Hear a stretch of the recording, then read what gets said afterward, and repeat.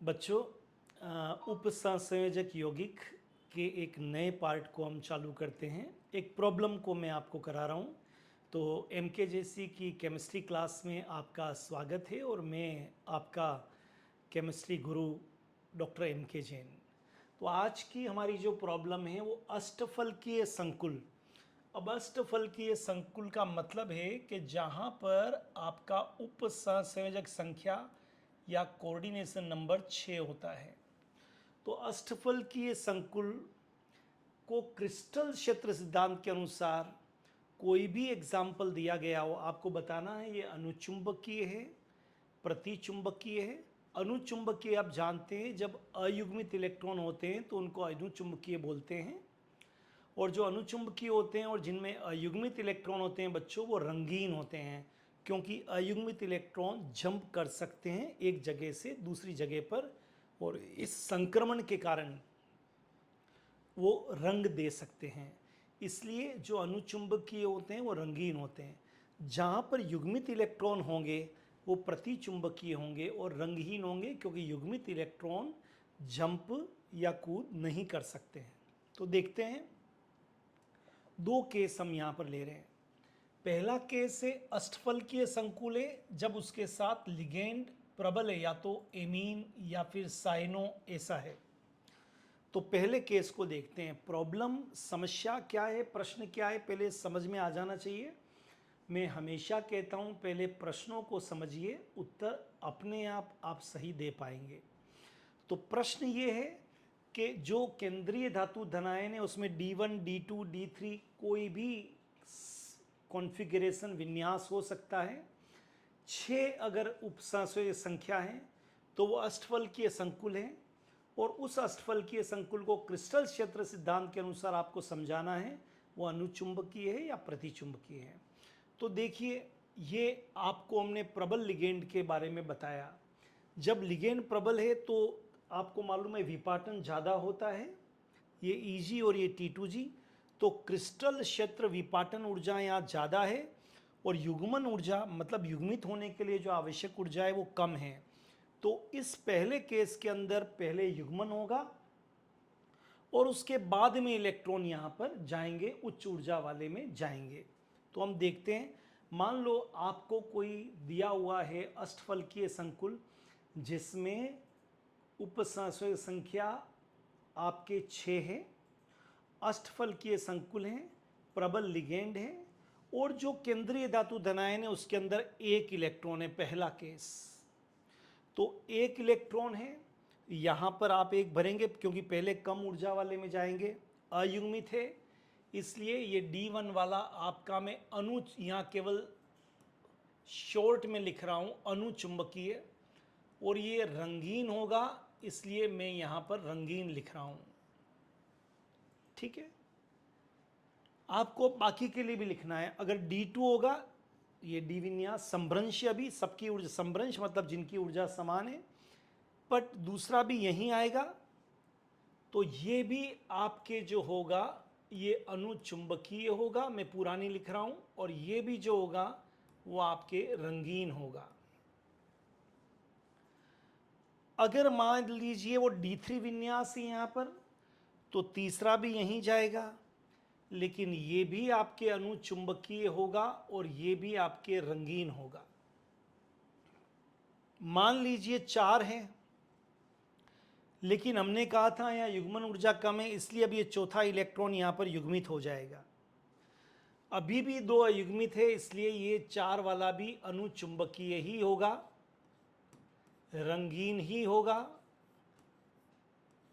हाँ, चुंबकीय आघूर्ण जैसे एक होता है, तो आप हमारे चुंबकीय आघूर्ण वाले वीडियो को जरूर देखिए, तो आप आसानी से चुंबकीय आघूर्ण निकालना सीख जाएंगे। अगर एक अयुग्मित है तो 1.92 इसकी इकाई होती है बोहर मैग्नेटॉन, BM लिखिए। म्यू इज इक्वल टू, अगर यहाँ निकाला 2 अनपेड थे, 2 अयुग्मित थे, तो 2.92 बोर मैग्नेटॉन। अगर 3 था तो यहाँ पर था आपका 3.92 बोर मैग्नेटॉन।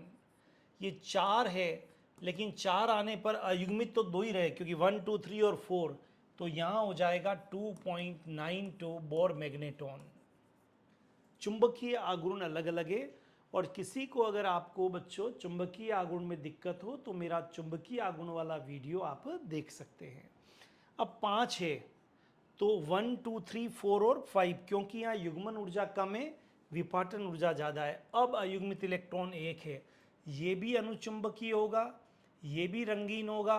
हाँ 1 है, इसलिए 1 होने पर 1.92 यहाँ पर आपका चुंबकीय आघूर्ण होगा। अब मान लीजिए 6 हो गया, तो 1 2 3 4 5 6, आप क्या दे रहे हैं, सारे इलेक्ट्रॉन युग्मित हो गए। तो 6 वाला आपका क्या हो गया, प्र लिख रहा हूँ मैं, ये प्रति चुंबकीय है, और जो प्रति चुंबकीय होते हैं वो यहाँ रंगहीन में लिख रहा हूँ, और इनमें युग्मित इलेक्ट्रॉन है इसलिए इनका चुंबकीय आघूर्ण 0 होगा। अब मैं 7 वाले की बात करूंगा, 1 2 3 4 5 6 7, ऐसा विन्यास होगा 1 2 3 4। अब ये तो भर चुके, तो 7वें इलेक्ट्रॉन को आपको यहाँ डालना पड़ेगा। वापिस ये 7 वाला आपका अनुचुंबकीय हो जाएगा, रंगीन हो जाएगा, और आपको नजर आ रहा है एक अयुग्मित इलेक्ट्रॉन है यहाँ पर, इसलिए 1.92 चुंबकीय आघूर्ण हो जाएगा। इसी तरह से अगर विन्यास 8 है तो 1 2 3 4 5 6 7 और 8 वापिस 2 अयुग्मित हैं, तो ये अनुचुंबकीय हो जाएगा, रंगीन हो जाएगा, और 2 अयुग्मित है इसलिए 2.92 बोर मैग्नेटॉन इसका चुंबकीय आघूर्ण हो जाएगा। अब मान लीजिए 9 हो गया, तो 1 2 3 4 5 6 7 8 और 9, अब भी ये अनुचुंबकीय और रंगीन होगा, लेकिन एक अयुग्मित इलेक्ट्रॉन है इसलिए 1.92 बोर मैग्नेटॉन होगा। और अगर D10 आपको दे दिया है 10, तो 1 2 3 4 5 6 7 8 9 10, अब ये आपका फिर जो होगा वो प्रतिचुंबकीय हो जाएगा, और प्रतिचुंबकीय तो रंगहीन होगा, और इसका चुंबकीय आघूर्ण 0 होगा। तो इस तरह से आप D1 से लगाकर D10 कोई भी विन्यास हो आप बता सकते हैं अनुचुंबकीय होगा या प्रतिचुंबकीय होगा। अनुचुंबकीय होगा तो रंगीन होगा, प्रतिचुंबकीय होगा तो रंगहीन होगा, और अगर एक अयुग्मित इलेक्ट्रॉन है तो 1.92 बोर मैग्नेटॉन चुंबकीय आघूर्ण, 2 है तो 2.92, तो ये अप्रोक्सीमेट है, लगभग, पर परीक्षा में इनको सही माना जाता है, आप ये लिख सकते हैं। ठीक है, अब हम देखते हैं जब आपको दुर्बल लिगेंड दिया है, वही केस है, बस फर्क ये है कि दुर्बल और दुर्बल लिगेंड दिया तो देखिए विपाटन कम हुआ है, तो इस बार युग्मन ऊर्जा ज़्यादा हो गई है युग्मित होने के लिए, तो यहाँ युग्मन नहीं होंगे, पहले यहाँ अयुग्मित रहेंगे उसके बाद में युग्मित होंगे, क्योंकि केमिस्ट्री में रसायन में वो काम पहले होता है या ज़्यादा प्रिफरेबल होता है या ज़्यादा आसानी से होता है जहाँ ऊर्जा कम होती है। तो युग्मन ऊर्जा यहाँ ज़्यादा है इसलिए पहले युग्मित नहीं होंगे, पहले ये एकल रहेंगे बाद में युग्मित होंगे। देखते हैं, अब हम करके देखते हैं, इस केस को हम देखते हैं, यहाँ पर बना के देखते हैं, वापस पहले की तरह ही है ना। मैं हटा देता हूँ इसको ताकि आप ये कर पाएँ।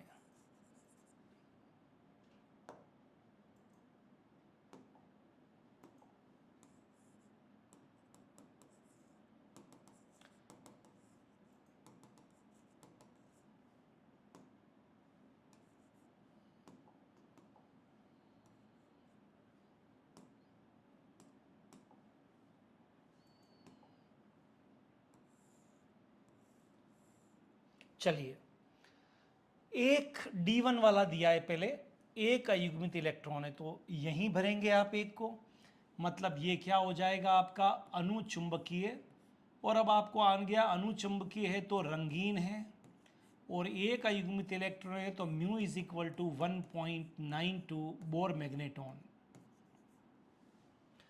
अब मान लीजिए आपको D2 दिया होता तो दूसरा भी आप यहीं भरते, तो भी ये अनुचुंबकीय ही होता, तो भी ये रंगीन ही होता, और जो म्यू होता आपका यहाँ होता 2.92 बोर मैग्नेटॉन। सोचिए 3 अयुग्मित इलेक्ट्रॉन होते तो आपको 3 यहाँ भरना पड़ता, यहाँ देखिए 3 है, तो 3 वाला ये भी अनुचुंबकीय होता, ये भी रंगीन होता, लेकिन 3 अयुग्मित इलेक्ट्रॉन है इसलिए इसका चुंबकीय आघूर्ण होता है 3.92 बोर मैग्नेटॉन, ये इसकी इकाई है। लेकिन अगर 4 होता, अब देखिए यहाँ युग्मित नहीं होगा क्योंकि युग्मित ऊर्जा ज़्यादा है और ये क्रिस्टल क्षेत्र विपाटन ऊर्जा कम है, तो ये यहाँ जाता। तो अब यहाँ पर 4 अयुग्मित इलेक्ट्रॉन होते तो ये अनुचुंबकीय तो होता, रंगीन भी होता बच्चों, लेकिन इसका 4.92 बोर मैग्नेटॉन होता। जबकि अगर प्रबल लिगेंड में अगर आप D4 वाला देखेंगे तो 2.92 ही था। ये चुंबकीय आघूर्ण अलग अलग है।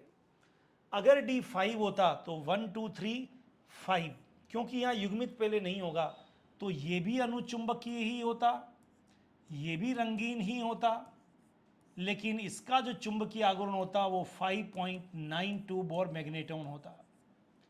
अब D6 होता, तो D6 होता तो आप 1 2 5 तो कर दिया, अब वापस यहां से युग्मित चालू होता, तो 1 2 3 4 तो अनुचुंबकीय होता, रंगीन होता बच्चों, लेकिन अब 4.92 बोर मैग्नेटॉन इसका चुंबकीय आघूर्ण 1 2 3 4, क्योंकि 4 इसमें अयुग्मित इलेक्ट्रॉन है।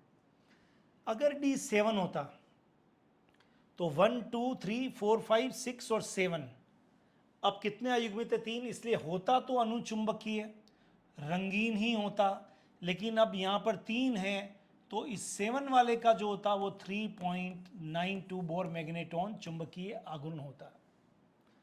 अगर ये 8 होता तो आप युग्मित यहाँ करते, फिर भी अयुग्मित है इसलिए ये भी अनुचुंबकीय होता, रंगीन होता, लेकिन 2 है इसलिए 2.92 बोर मैग्नेटॉन इसका चुंबकीय आघूर्ण होता।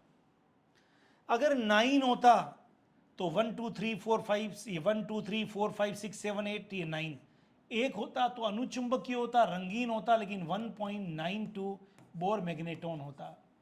और अगर 10 होता तो अब कोई नहीं, दोनों ही चाहे प्रबल हो चाहे दुर्बल हो, D10 होने पर सभी युग्मित होते हैं, तो ये प्रतिचुंबकीय होता, और प्रतिचुंबकीय होता तो ये रंगहीन होता, और रंगहीन होता प्रतिचुंबकीय तो ये मैग्नेटिक मोमेंट चुंबकीय आघूर्ण 0 होता। तो अब आप अष्टफल की संकुल के लिए D1 से लगाकर D10 तक कुछ भी विन्यास हो, क्रिस्टल क्षेत्र सिद्धांत से आप उनके चुंबकीय गुण को रंगहीन है या रंगीन और चुंबकीय आघूर्ण को बता सकते हैं। आशा करता हूँ ये आपको समझ में आया होगा।